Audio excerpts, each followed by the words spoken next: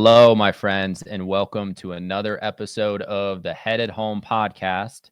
We are your hosts, Andrew and Jen Gallegos. Thank you for hanging out with us today. We are about to actually go to Nashville tomorrow to watch the Denver Broncos beat up on the Tennessee Titans. I hope. Yeah. So let me ask you, what are you most excited for on the trip to Nashville? I mean, I feel like just going into random bars and listening to music. Yeah, live music. Nashville hot chicken, like real Nashville hot chicken. You're like obsessed with Nashville. I mean, I get Nashville hot chicken people everywhere I can, but like this has to be better, right? Like this is going to the heart and soul of where that was originated. Well, honey, waffles, syrup. Last time we went, we took Ava. She was 6 months old, which looking back was a terrible idea, but I don't remember. I'm excited to go. Yeah. I'm excited to go back. Yeah. It'll be good. Gonna be fun. But yeah, so we're looking forward to that. Also looking forward to our conversation today. We've got an awesome guest, Chad Thurman. Chad, what is up, my friend? Andrew, how are you? Jen, good to see you. It's been a long time. Chad. Thank you guys for having me. Stoked to be here. Yes. Well, thanks for coming on, man. And you know, you are a rock star in the real estate industry. And I think we've known each other for probably about 10 years. And we got to kind of randomly reconnect after running into each other at the airport at 5 a.m. A few weeks ago. And what I love about you, man, is your energy, your enthusiasm, your attitude, and just like your philosophy around business and life. So looking forward to chatting with you today, man. Thanks, Andrew. Let's not build me up too high here. I mean, I think most people watching this, they don't know me. So I'm kind of a normal dude, so as a rock star, you like built me up big time there. So, but I appreciate it, man. And I feel the same. We've always had a nice working relationship and friendship to kind of go alongside it, even though we don't necessarily hang out outside of business. We have similar life philosophies. We work hard. We care about our families. So I'm stoked that we get to do this. I appreciate y'all having me. Yeah. How did you guys see each other at the we just randomly ran into each other. I think we were just walking by McDonald's, and Andrew was like kind of looking around for like the gate, like spotter signs. And I was like, I think that's Andrew. And I was just like, that idiot over there who doesn't know where he's going. I was traveling solo, people. I didn't have my wife there to tell me where to go. It was also like legitimately like 3:45 in the morning at that. It was early. Yeah, so, you're right, dude. I think it was like 4 a.m. Yeah. But it's good to see you, man. Super early. Yeah. And it was like, wow, man, it's been too long. Let's reconnect. And here we are. That's so crazy. Well, dude. Well, and so I want to talk. I want you to tell us and tell our audience too, like, tell us about your journey in real estate, because I know you've done a lot within the industry. So give us some background. That sounds good, Andrew. Before I dive into that, I do want to warn you that Nashville is the bachelorette party capital of the world. Okay. You might not actually know this, but you're going with your wife and all of her best friends. They're meeting you there tomorrow, and you might not even make it to the Broncos game. But you're gonna have fun. This could get interesting, man. I might be open to a conversation about this. Let's see what happens. Call me when you're done. I'll throw out some suggestions. Okay. I'll take Andrew around to bars so he can watch bachelorette parties. Yeah, that'd be fun. Sounds like that's actually pretty cool. I know. That'll be a good got time. One of those really cool things that goes over your shoulder that says husband. Only stipulation the whole weekend is you have to wear that at all times, and a crown. Oh man. All right. God. Well, win in Nashville. The life. You know what? Wait, hold on. Chad, have you gone to Nashville? I have. Have you ever gone to the Dolly Parton? Like, isn't there some like Dolly Parton hotel there? I feel like there is. Museum or something. Yeah. I don't know. I don't think I went there. I was there for like 2.5 days with my wife. She was interviewing at Vanderbilt at the time. Okay. And so we're big bluegrass fans. So we went to a couple of bluegrass spots, and we're big foodies, and there's a couple really good restaurants. And so we were a little bit overwhelmed by the bachelorette party stuff. But they were just everywhere. We had a blast, man. It's a really fun city. Yeah, I really like bluegrass. If you have any, I mean, you can send it to us after this, but if you have any like places you went that you really love that you remember, I'd love to hear. I do, but I can't remember off the top of my head. And now that like I'm being recorded and like out in the world, I can't butcher it because then everyone from Nashville is going to hate me for it. Yeah. What are you talking about? Totally get it. So, all right, Andrew, sorry, babe. You asked a question. To get back to your question, like how I like kind of stumbled into real estate. I was a philosophy major in college, which equates to no jobs, essentially. I thought about going to law school, but didn't, and fell into corporate sales and was really good at sales, but really didn't like the notion of the corporate atmosphere where there's a lot of pressure to call people, high pressure environment, high pressure sales atmosphere. And it just didn't jive with like the way that I really thrive, I feel like. And so after a bit of time doing that, I got out and moved home with my parents and was slicing deli meat at Tony's Meat Market and was giving one of my customers a hard time about traffic. And we ended up connecting and he was like, why? I referenced Los Angeles and he's like, why do you know Los Angeles? I live there. I graduated from USC. He's like, why are you slicing deli meat? I'm like, I'm figuring my life out. I don't know what I'm doing. And he's like, my best friend owns a real estate company here in Colorado, and he graduated from USC. I think I should introduce you. So I met him and became his assistant while I got my license. And that was about 11 and a half years ago. So here we are. Crazy. So that was the start. So how did you like it right when you got in? Like, was it something that you gravitated toward right away, or like, how was your initial feelings about it? That's a great question. You know, I think I've always loved houses. Like I remember as a little kid, my mom loves Christmas lights. And so we'd drive around and I'm not really big on Christmas lights, but I'd be like, oh, that's a really cool house. And then like as a dorky high school activity, my friends and I used to like pile in the car and go look at like big mansions and like kind of dream about big mansions. So I've always really liked houses. So I got excited about that. And then I got really excited about like the personal business side of things. Like there's not, you can sell real estate the way you want. And every broker has a different method that works well for them. And so I really liked the fact that I wasn't getting pressure from a boss to make 50 cold calls a week or whatever. I could really do it authentically. And got excited about that. And then I got introduced to a team and developed a mentor who is just, I call her my real estate mom. You know, I talk to her a couple times a month. We tell each other we love each other. And she got me really excited about like the inner workings of real estate, like the knowledge that goes into it. You know, she told me early on, she's like, Chad, to sell real estate well, you have to see the house through the eyes of a woman. And I'm going to help you do that. And she did, and she kicked my butt. And I really started to develop a passion and a love for what I do at that point. So. That's awesome. What an interesting. That's a very interesting point. Thought, but so true. I feel like I need that training. Yeah. Just tag just along, for man. You. I mean, yeah. Shadow program for a week, dude. I got you. Next week, it's busy. I love it. We'll go after Thanksgiving. I love it, man. Well, like stumbling blocks, like right at first, was it like success right away because you were on that team and you had a really good mentor, or was there a learning curve, you know, where you had to kind of get over some hurdles before you felt like you had, you know, made it and were able to make a career in real estate? Absolutely. It was hard to get going for sure. And I didn't meet the team until about 6 months into my career. So I had gotten my license. I was still at the small boutique firm, just grinding as now a solo agent. I wasn't the assistant anymore. And it's hard, you know, I mean, it's someone's biggest investment, you know, some of the biggest financial decisions they're going to make in their life. And I wanted to be really open and transparent and be like, I'm brand new. I've never done this.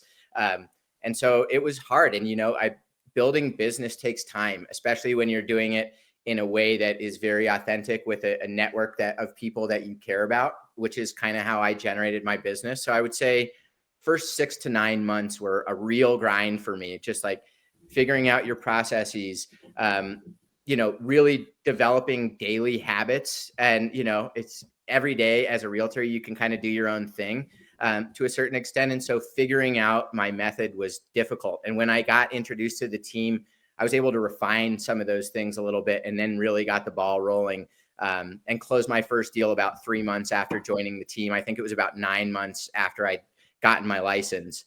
But those first 9 months were challenging for sure. Chad, when you said like, there's a lot of autonomy, right? And in being a real estate agent and kind of having your own business. And I think that a lot of people really struggle with that because, like you said, like no one necessarily is pushing you if like you don't make the call or if you don't do that thing, that a lot of times there's no urgency to do. Like what you mentioned, like daily habits were really important to you. Like what were some of those things that you implemented, or like things that you've implemented now that have been really effective at building your business?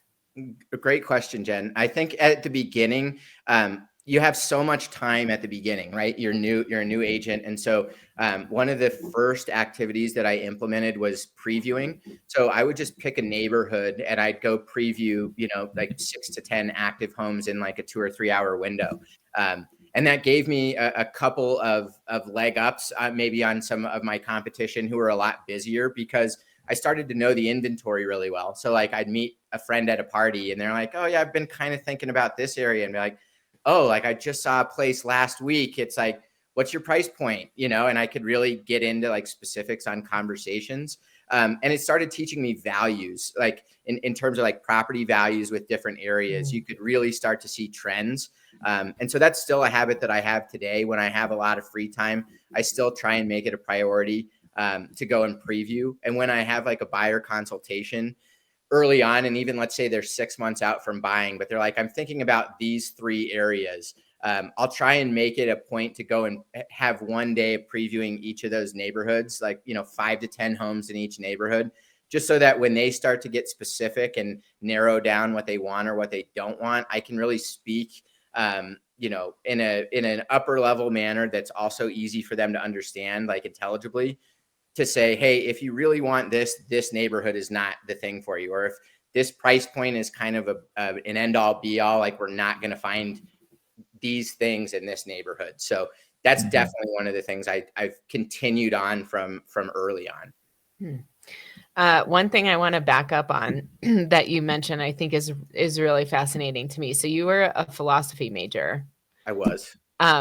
So we've been really into have you heard of like Ryan Holiday's like Daily Stoic books at all? Have you heard of those? I've heard of them. I've never read them, but I have some friends who will like send me photo and be like, hey, I saw this and thought of you or whatnot. And it's happened from several people. That's so funny. Okay. Well, I'm going to have to send you something, but I want to just know, like, as far as that background, does that ever play a part into like your business philosophy or things that I don't know, I would assume that some pieces of that have transferred over into your career? Yeah, I think they have. I wouldn't necessarily say like philosophy in general. Like I'm not necessarily like bringing up an Aristotle or Descartes in terms of analyzing the housing market. Do it, try it, see what happens. But I think that like taking like a philosophical idea and then applying it in a macro way. And I think I'm analyzing things in a big macro way a lot more than a lot of agents. Not to say that that's right or wrong. I just think that a lot of agents will analyze things at a micro. Right. So they'll look at their specific market or their specific neighborhood. And I think, especially in terms of projections, I'm trying to take account for things that maybe a lot of other people aren't. Like just like what could be contributing to emotions and things that are eventually going to be driving real estate. I do carry the notion of philosophy of like taking an idea and really running with it and building upon it and growing it as like the foundation of my business. I love quotes. I'm a big quote person. And one of my favorite quotes of all time is from Daniel Craig movie from way back. Layer Cake is the movie. It's like one of Tom Hardy's very first movies ever. He has like one line in it. I watched it like 30 times before I even realized it was Tom Hardy. But at one point in the movie, a billionaire is talking to Daniel Craig and says, remember, son, the art of good business is being a good middleman. And that is kind of the foundational piece of my entire business, how I started, what I've built on, how I continue. I really try and focus on being a middleman and doing it authentically. And it's allowed me to have great success in the industry, and surrounding myself with really great people here too. You really quick, you mentioned authenticity, and I think that that's something that a lot of people, I think, struggle with sometimes in business, because from what I've seen, just like being a leader, I think one of the things that people really like gravitate towards is like people who are just authentically themselves. And I think a lot of times we underestimate the importance of like being who we are in business, and like finding a way to be successful in doing that. And I know, and I don't know if you had this experience, but, a lot of times when you're younger and you're getting into a position, you kind of like take on a different persona. And I feel like as we've grown up, over the years, you really realize like this, like, I just need to be myself, and the people that want to work with me will find me. Has that been your experience? Yeah, absolutely it has. And I think that Rebecca, my mentor, or, the team lead when I started, she really pushed that early on. She's like, she used to call me Thurman, because there was actually another Chad on the team too. But she used to say, like, Thurman, you're really good at this. You could sell ice to an Eskimo your way. So just do it your way. And my way was a little bit different than someone else's way. And that's like, especially with the autonomy that we talked about before, like if you don't do it authentically, you're going to get off track, and you're going to start getting into daily routines that don't feed your fire, and that don't generate leads in business. And so she really preached that and pushed it home. And it was important for me. And it's something that I've really embraced. I feel like, especially in corporate sales, there's a method because it's successful, right? Like these corporations became big multinationals because of their systems and procedures. But for me, I realized pretty quickly, like I didn't fit into those. And so it was kind of a foundational piece in my thinking too about getting into real estate, is like, I can do this authentically and feel good about it. Mm-hmm. I think on that too, the authenticity aspect of someone, like it takes work for you to figure out who you are before you're able to be authentic. I think that's why a lot of people, struggle with that. I know I struggled with it when I got into mortgages, because I had that like imposter syndrome feeling. I was waiting tables for so long, and then I got into mortgages and I was renting, a 1-bedroom apartment, giving people advice on their mortgages and finances. And so I think that that's awesome that you had a mentor that like kind of empowered you to just say, hey, you Chad Thurman, as you are, can go out and be successful in this business. And I'm sure that helped you a lot. What would you say is like one of the most important lessons that you've learned over your career? I'm going to go back to the quotes just because I love quotes again, but I like a quote that I love is like, failure is a part of success.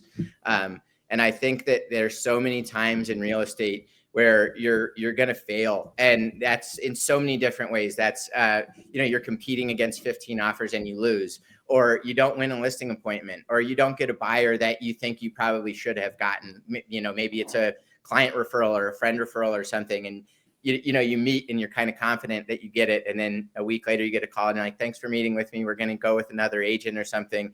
And really reinforcing that like failure is a part of success. So like a question that I ask often with folks who I've worked with and folks who say they don't want to work with me is like, what could I have done better, to earn your trust and to do. And so it's like, it's just constantly learning, and like knowledge is power. I say that all the time in negotiations to my clients as well, but it's the same in terms of learning and growing and being the best version of myself.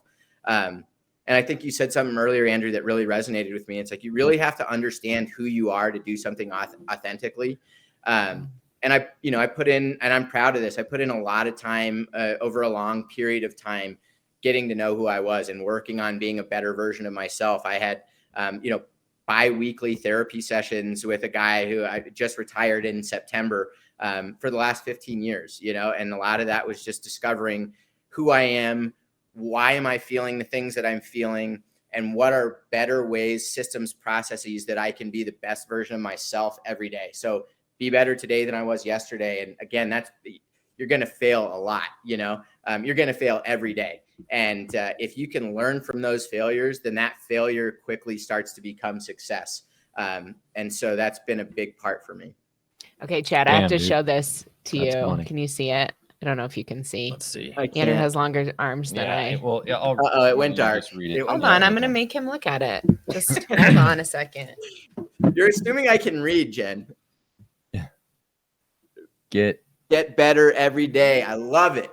And I think that I think that a part of getting better every day too is realizing that Jen, what I was saying, I love that. Get better every day, right? And I think that for me at least, part of that journey is that realizing that some days you're not going to be better than you were the day before.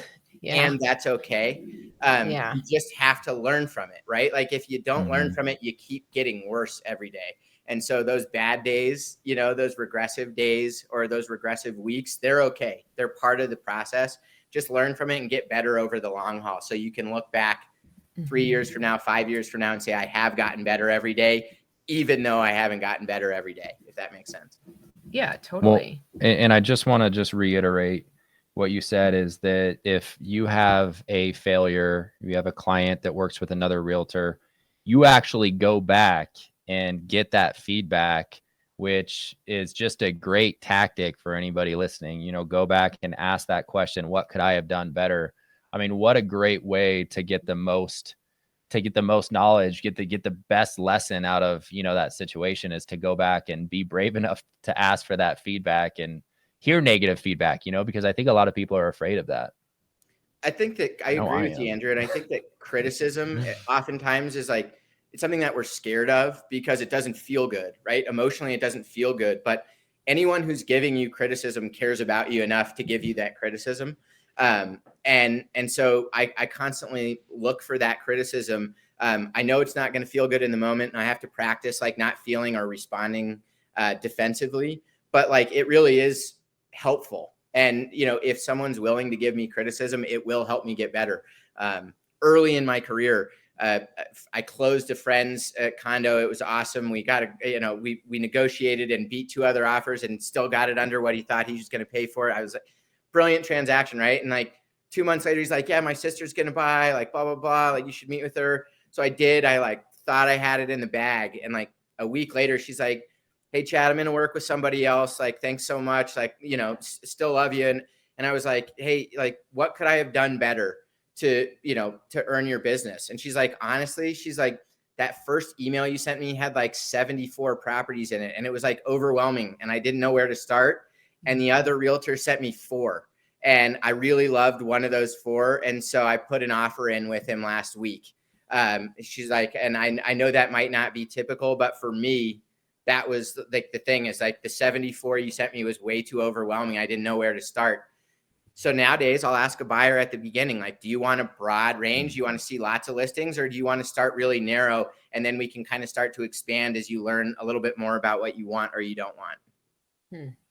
I love that. And what I like about it is that you take the feedback and then you implement into your system, like something to like address that. I think that that's like the really important thing. Like it's one thing to get the feedback, but then it's a whole nother to make sure that you have something in your routine or like something that you're practicing to ensure that doesn't potentially come up again. Totally. And I mean, again, we're going to make mistakes, right? And you got to have action items. And like, I'm doing business planning right now. And what I try and do on my business plan is like write the goal and then like write a line and like write an action item because it's so easy. Like, yeah, you could have done X or Y and it's like, okay, thanks for that feedback. And then you don't put an action item into place and you start making the same mistake again, or you start hitting the same hurdles again. And so like focusing on action items is something that I really try and get behind too, is like, how can I adjust? How can I get better at this? Right. Like getting better is by doing better. So. I love that. What's thinking of the current market, what's like one of the biggest challenges that you're facing right now in your business and how are you tackling it? Fear. I think there's a lot of fear in the marketplace right now, understandably so. And I'm really shifting my mentality, my philosophy right now is like, I'm not a salesman right now. And I try and always espouse this a little bit, but especially right now, I'm more of a consultant. It's helping clients like reimagine their expectations. The market, I tell people this all the time, it's a living, breathing entity. It's comprised of human beings. And so it changes, right? And it's changed pretty dramatically. And so with buyers, it's just reestablishing what's going on, educating them on where we're at historically. I mean, if you're talking about hundreds of thousands of dollars, 7% is still free money based on the actual number cuts itself. And perspective wise, if you look at the early 90s, it's 12 and 13%. You know, if you look at the early 80s, it was 17 and 18%. So like, yes, it sucks big time to see 7% versus 3.5% or 2.875% or whatnot. And still it's a really good opportunity. And you know, there's other perks. When they were 2.875, you had to offer naming rights to your firstborn. You know, you had to go 100,000 over asking and guarantee appraisal. Yeah. There was no inspection negotiation, right? There's all these things. And now like the market stabilized a little bit and you don't have to worry about those things per se. So while your monthly payment is going to be higher than it was before, or your purchase power is going to be a little less if you want that same payment amount, you're getting a lot of things on the backside that are beneficial to you. Mm-hmm. And I think seller that, like, contributions as well. We're seeing a lot exactly. of that, which is huge. Haven't seen that in years. And Andrew, I think like a big thing with that too is like on the seller side is like just, you know, again, realigning expectations. Guys, I know your neighbors sold their place 6 months ago with 13 offers for 200,000 over asking, and they get to name the buyer's first 2 kids, right? That's not happening anymore. Like you should be prepared to offer concessions to have a rate buy down. You know, whether that's a 3-2-1, which Andrew, I know you guys have an awesome 3-2-1 program, or whether that's a permanent rate buy down. Like, you know, with negotiations right now, you guys should be expecting that, and you shouldn't be expecting this price point. You should be expecting this price point, which is still great because it's still 8 to 9% higher than it was a year ago. So you're not missing out on things. It's just not quite as crazy as it was a few months ago. Well, I love the fact that you focus on setting expectations with your clients, because that is so important right now. Are you getting pushback? I mean, because, you know, you and I are in the industry. So for us, these changes, like we've been kind of seeing it happen over the past few months, but for a seller who, just 6 months ago, their neighbor sold and they're looking at one price, and then now they're, you know, thinking about listing their house and they think that they should get that same price. How is that going? Like, how is that conversation when you're resetting someone's expectations like that? Great question. I think it's so subjective, right? Like there's certain folks who just inherently trust us as the experts. And so you can say like, guys, what you saw 6 months ago isn't what we're going to see today. You should expect this price range. And they'll say, okay, I'm cool with that. You'll get someone else who's there's going to be a lot of pushback, right? And for me, I generally try and use data points with that. Like I'm a data-driven person. And so just using data to show those sellers like what they're looking at and why things are important.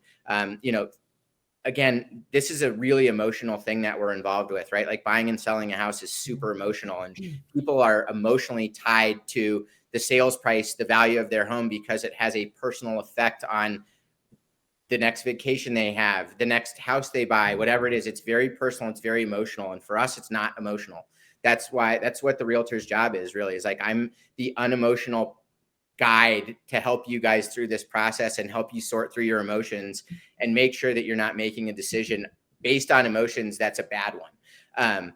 And so just really helping them and using data points to kind of back that up. And show them like, I'm not spitting BS at you. I'm doing this, you know, for a reason.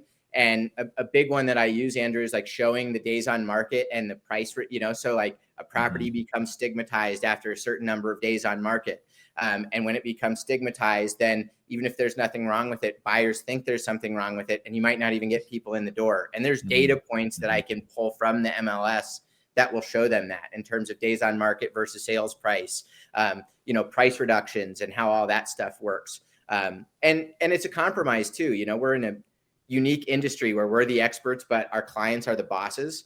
And so I tell them that, like, you're the boss. and I'm working for you. So you've got to feel comfortable being really assertive with me. And at the same time, I'm the expert. I'm the one who does this, 60, 70 hours a week, every week for the last 10 years. So let's compromise, and if someone says, no, my house is worth this, and I'm saying, I don't think it's quite worth that, I say, okay, we can put your house on the market at this number. And in our listing contract, we're going to write after 10 days, if we haven't had X number of showings or at least one offer, we're going to drop to this. And I specify what that new price point drop will be, because that's another thing that they don't think about, but like hitting the demographics is a big part of it. And so like the small dinky price drops actually negatively affect you. Whereas like a substantive price drop, you're exposing the property to a new set of eyes, a whole new demographic. And that's where people start to get excited. So I'll do that on the front end, and then we'll compromise based on the client and their wants and needs. Love it. How about you, Andrew? Same question to you. I mean, obviously on the buy side right now, there's a lot of fear. There's, some expectations if someone got pre-approved 3 or 6 months ago about what they can afford, or at a price point, what their monthly payments are going to be. How are you managing expectations, and are you getting pushback and seeing that same fear, or are people adjusting pretty smoothly? There is definitely a level of fear in the market. I think it's hardest for clients that were pre-approved a year ago or earlier this year, and they saw those lower interest rates, and the market was so crazy. It was so hard for people to get under contract. So I think those, when they saw those numbers, and then we're looking at updated rates now that they've jumped up by 3 points, it's a shock, and it has deterred some people. But I think, like you said, one of the things that I really focus on in my business is that buyer consultation, and sitting down with someone, even if it's just on Zoom, and looking at numbers together to show them, the benefits of still buying right now, if that makes sense to them and their family. Things like hooking them up on a refinance if rates drop over the next few years. We've got a rate protection plan that we are rolling out at my company. So just to kind of show people some light at the end of the tunnel, talking about how, there's no prepayment penalties on these loans right now, talking about the 3-2-1 buy down, the 2-1 buy down, and also explaining the leverage that we're seeing that buyers have in this market that hasn't been there over the past few years. I feel like it's my job to, make sure my clients are understanding all of those factors. And then, at the end of the day, like you said, they're the boss, they're the ones making the decision, but it's my job just to show them, the pros and cons, and just make sure they understand what they're getting themselves into. Totally. And with fear, we know it's such a strong motivator, right? Like, are you getting a lot of pushback that says like, and I'm still afraid, or, and I think X or Y, or is it like kind of a fluid conversation where your buyers are saying, okay, that makes a lot of sense. And you can kind of see like the processing where it's like, okay, it's still scary. And it like, this person is advocating for my best interest. Yeah, I think that my clients, and it's just the way that I like to get information as well. I try and just give as much information as I possibly can. But no, I feel like they're accepting, and understanding, and, making sure that, I feel like they're digesting it well. I think sometimes, I mean, this is more just like talking about human beings, but I think like when people are in a fearful space, like you said, with data or giving information, I think at least if you're giving them information and you're giving them data points and pieces to kind of like go off, it gets them out of that emotional space where they can't potentially like make a decision or think clearly. Like when you're giving them those pieces, that can be really helpful, getting people out of that space where they're just, frozen by whatever fear is going on. Yeah, absolutely. I think that's a great point, Jen. It's such a unique time, and I think that adding to that, like data is also perspective, and I mentioned earlier, like I just try and give, and I think in our society these days, like clickbait and whatnot is real. And, fears are often driven by the media and whatnot. And that's not to harp on the media, or headlines or whatnot. They have a business to run, but if you can just give folks perspective and remind them that like, hey, our parents bought in the 90s or the 80s between 12 and 13 or 17 and 18. And, you know, look at how much equity they have in their homes now. You know, boomers have trillions of dollars of equity in their homes now, right? And it's like, this is a long-term thing. And while 7 is higher than 3 and it's really scary, and that is breaking news, and they do need to tell us about that, like you're still in a really good spot, especially if you're looking at this in terms of a longer investment, et cetera, et cetera. So just offering that perspective, I think, is another data point too, you know? Well, yeah, we were talking about it the other day. We were like walking around the block, and we were just talking about like different times in our life where there's been like economic downturns or recessions or whatever. And we were talking about what, 2008? I didn't even know. Or 2000, when wasn't there one in 2001? We had just went, both of us were in college. I probably had 5 cents to my name. I don't even know how much. I mean, nothing. I had nothing to my name. But like, didn't impact us. It didn't. And so I think, you know, and that's not to say that there's not significant impacts, you know, to people. But I like you said, I also think like what you focus on becomes your reality. And there are some things that we can't control, right? And so if you're constantly being fed that stuff, like it does become like a really fearful space. And, you know, I think it's really important to have that perspective and consider, you know, what perspectives you're surrounding yourself with too. Yeah.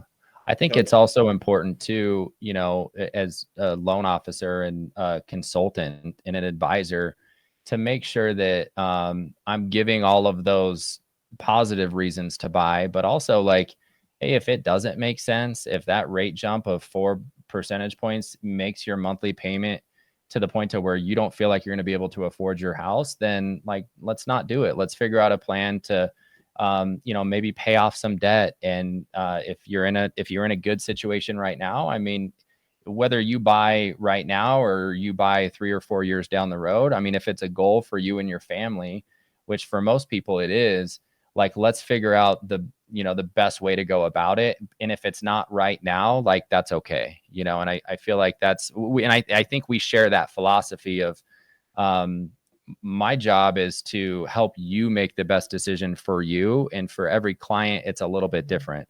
So yeah, you know, there is a lot of fear out there, and some of it's warranted, some of it's not. Giving education, I think, can kind of, you know, calm people's nerves and make them feel better about, you know, making a purchase in this market. But at the end of the day, if not buying is the right choice, then that's the right choice. I love that, Andrew. I try and do that same thing and let people know, like, your timeline is my timeline. And if that's 6 months from now, that's awesome. And if it's 6 years from now, that's awesome. Like, I want to support you through this. Like, my job isn't to sell you a house right now if you're not going to love it, you know, and I want you to feel comfortable in this and whatnot. And so you're speaking my language, man. I'm picking up what you're laying down there for sure. I love that. Yeah. Well, let me ask you this. You know, I know you've been 10, 11, 12 years in the industry. What about a new agent coming in right now into this market? What is one piece of advice that you would give to them right now? I would say find a mentor quickly. You know, the lack of autonomy is really awesome at first, especially depending on where you're coming from. But it's really easy to lose sight of, you know, I call them IPAs, income producing activities. And you need someone who's going to guide you for that. And you need, I think, in the market and the way it's changed, the expertise is as important as it's been in a long time. I think over the last few years, it's been so crazy. You can list a house and it sells, right? And I think that nowadays, and the same goes on the buy side, like being able to negotiate and know what is valuable and what isn't. And like, you can't get that quickly. So I would definitely advise patience. And I would advise seeking out a mentor. You know, I run the Stairway Team at Compass, and I have a young agent with me, and we meet together a couple times a week, you know, just phone calls or whatever, but there's a lot of consultation and a lot of back and forth and open conversations about, what can I do differently? How about this, or how about that? Or I have a listing coming up, and should I price it here, or should I price it there? And having someone that you trust that can guide you kind of through those those beginning stages where it's going to be rough, give you income producing activities, and then preaching patience too. Like, you can do this. It's just going to take a while. Keep at it, keep with your habits, believe in yourself. You're going to need that. You're going to need the encouragement. You're going to need the expertise. And I think the camaraderie is really nice with a mentor as well. You can share successes together, and you can also, kind of commiserate in frustrations and failures together. It sounds like, it sounds like you're helping to support other folks on your team, and kind of leading them. Talk to me about that shift for you, because one of the things that, we've talked a lot about on this podcast is, it's a very different skill set, going from like having your own business and then all of a sudden being a leader and supporting very different other humans who are, individually have their own difficulties and strengths and all of those pieces. So talk to me about that shift for you, and maybe some things that you love about it, and some, things that you had to really like work on when you made that shift. Great question, Jen. I love that. I think at first, when I was on a team, you're kind of just doing your own thing, right? And I really took a lot of things for granted on that team. And then when Rebecca, my mentor, retired, I left the team, and I went off with a couple of smaller, boutique brokerages, and took different roles in those brokerages, and saw that I liked kind of being a leader. And so then I started Stairway Real Estate Corporation in 2018. And I had 2 associates that worked for me. So it was really small niche thing, but I really discovered how much I liked the mentorship side of things. I think that the sharing of ideas, and Andrew and I talked about this when we got coffee a couple of weeks ago, but like living a life of abundance and sharing ideas, and like there's plenty of houses for all of us to sell houses. And like, Totally. if we can help each other, like I'm going to feel great about helping you succeed. And one of my agents who was at Stairway Real Estate Corporation left and went to Coldwell Banker.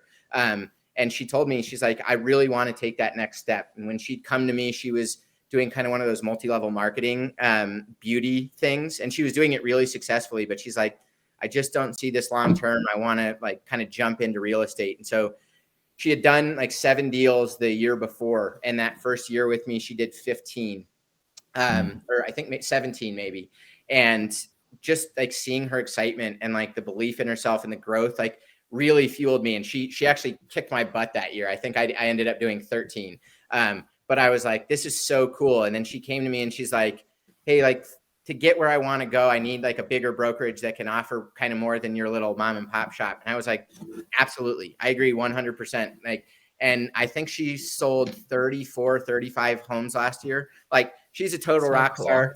We're still buddies. I sold a home. One of my buyers bought one of her sellers' homes a couple of years ago. And I still get fueled by like hearing that feedback. And so when I started the team, it was really with the foundational principles of like, I want shared coverage. We all have a life. We want to be able to take vacations, go to kids' sporting events, whatever it is. And so having that shared coverage was really important. Having the shared learning is outrageously important. So on my team, we all list each other on our contracts so that we can talk openly and legally about the various issues that come up. Every transaction is a little bit different. And then we've got shared cost and shared exposure. So those are the kind of the 4 foundational principles of my team. And I think some of the challenges along the way are like, I had to let a new agent go during the pandemic. And it's not because she wasn't a great agent. In fact, she's still an agent and she's still killing it. I just was so busy at the time that I didn't have time to train her like she needed to be. And I handled her separation really incorrectly.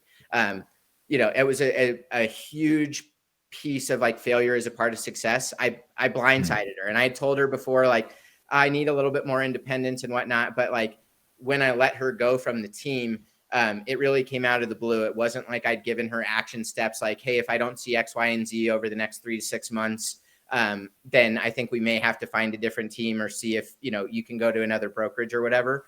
And so that was a really big learning curve for me, is that like and it's the same with leadership, right? Like you have to be very intentional about the way that you do things. And so, well, I'll say something to someone, like one of my team members, like, yeah, man, just make more touches with your network. And it's like, and then, tell me, I'll be like, yeah, I sent out an email to everybody. And it's like, okay, that's a good touch point, right? And it's like, but you need more personal touches. Like the coaching that I'm giving you here is more personal touches. And had I been more intentional about that right at the beginning, like, hey man, like carve out a couple hours each week and like just devote it to calling or texting or getting coffee or beers with people in your network, like one-on-one meetings. And that would have been a lot more efficient for him, where he's like, hey, I sent this email like a month ago and I got 2 replies. Right. And like, that wasn't his failure. That was my failure. And so it's just like figuring out like the intention and the subjectivity, like different people work. And so like promoting the authenticity is like not promoting my authenticity. And that's been a challenge too, is just like helping people kind of discover their own strengths and then taking my experience and expertise and giving them like some steps that will help them build authentically for their passions and personalities and all of that kind of stuff. Well, I think one thing that you said that's super important, and I think a lot of times is the biggest failure that leaders have. I mean, whether it's in real estate or outside, but one thing that I have done and one thing that I see with other leaders is when you are a leader and someone on your team doesn't meet your expectation, it's likely because the leader was not as specific as they should have been with what the expectation was. And we do this all the time as humans, right? Like it's really hard because, I can say, like, we'll use one for us. I could say to Andrew, great. like, hey, can you like throw the laundry in the washer, right? And so I make the assumption, not that this happened last weekend or anything. I make the assumption this happened last weekend. that it's a folding, dude. We'll take this down. It's okay. That this asshat over here knows that there's some things. You need a lot of work on being specific. It'll just be like, throw the laundry in the dryer. Cool.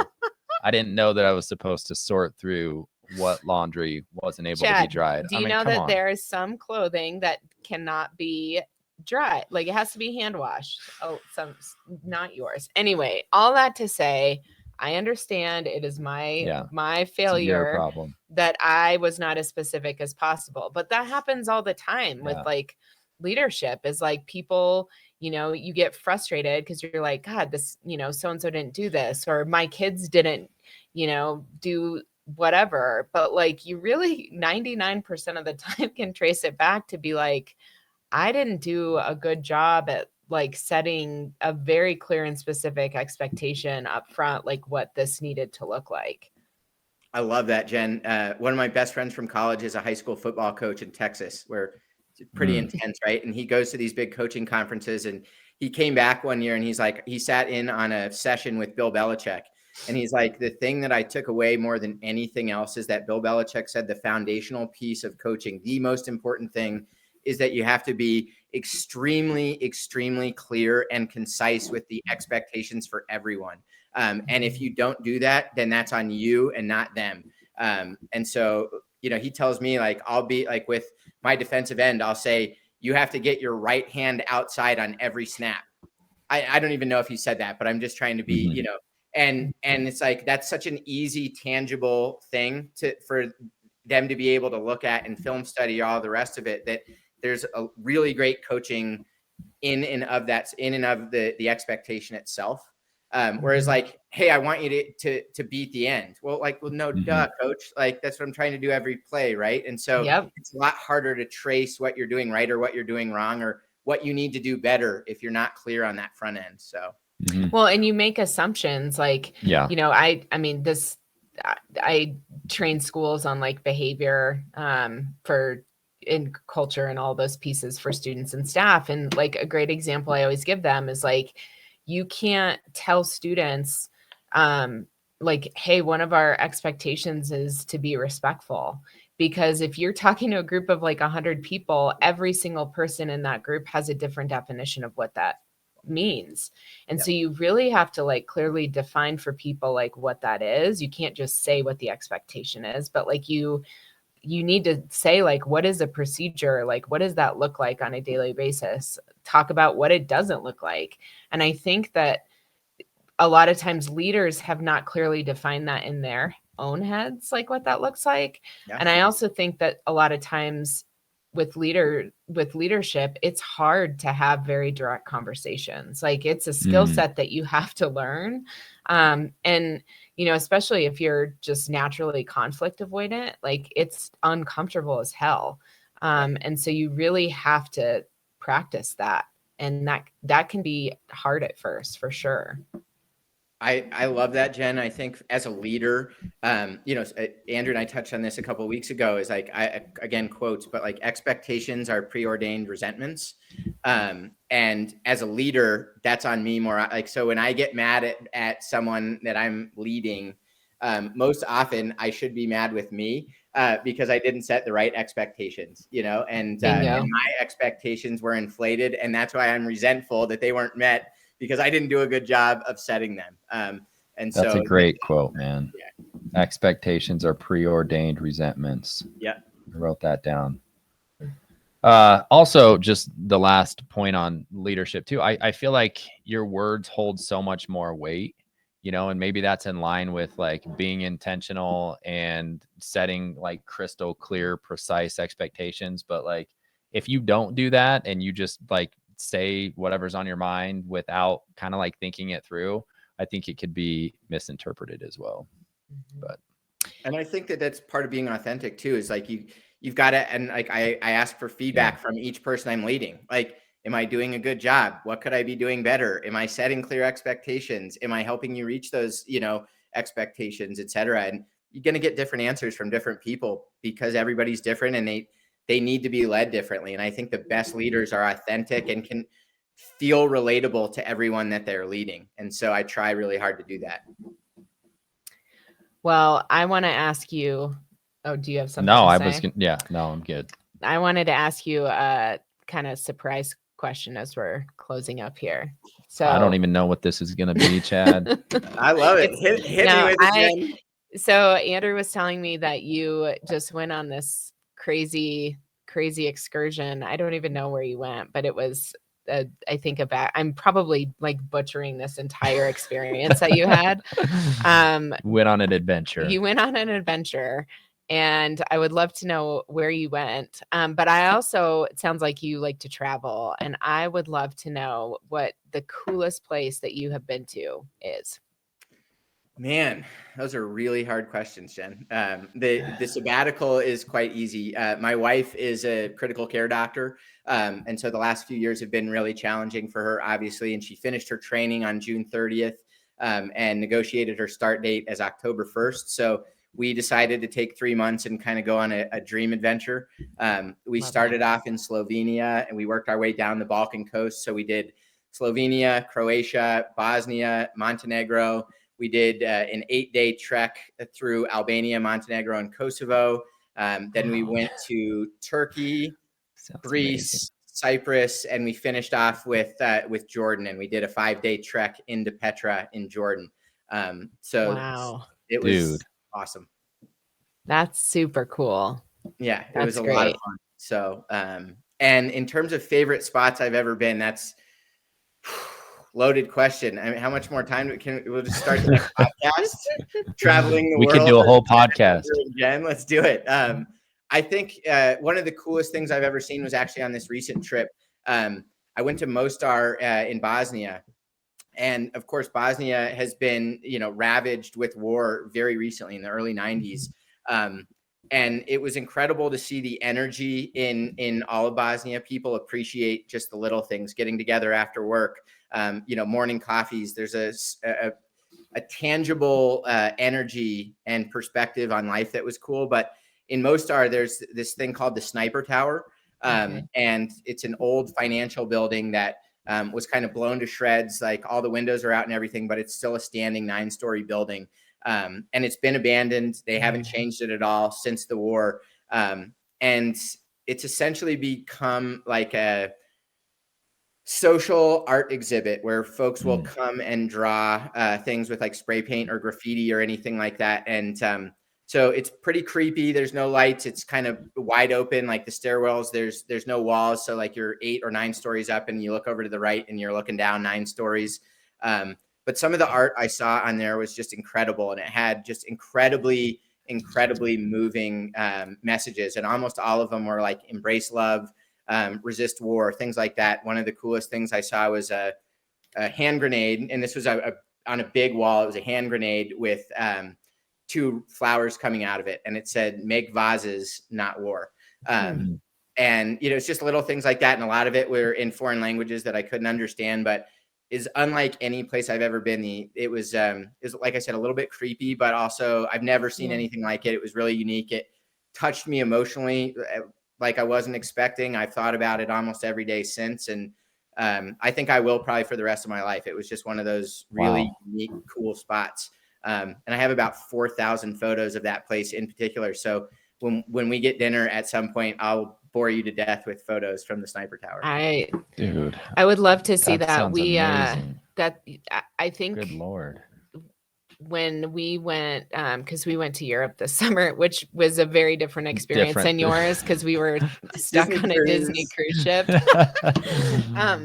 But I think like one of the things that I really appreciate about traveling is like, it just opens it. I mean, it just adds so many layers to like your experience, and what the world is like. And I think, a lot of times you can get, I saw this quote the other day that was like, your perspective is 0.000000001% of everything that's happened in the world, but it makes up 99% of like how you see things. And I think when you travel and like you saw this like beautiful and heartbreaking thing, like it just changes the way that you see stuff. And if you experience a lot of stuff like that, I think it's just so helpful, when you come up across like different perspectives and different experiences.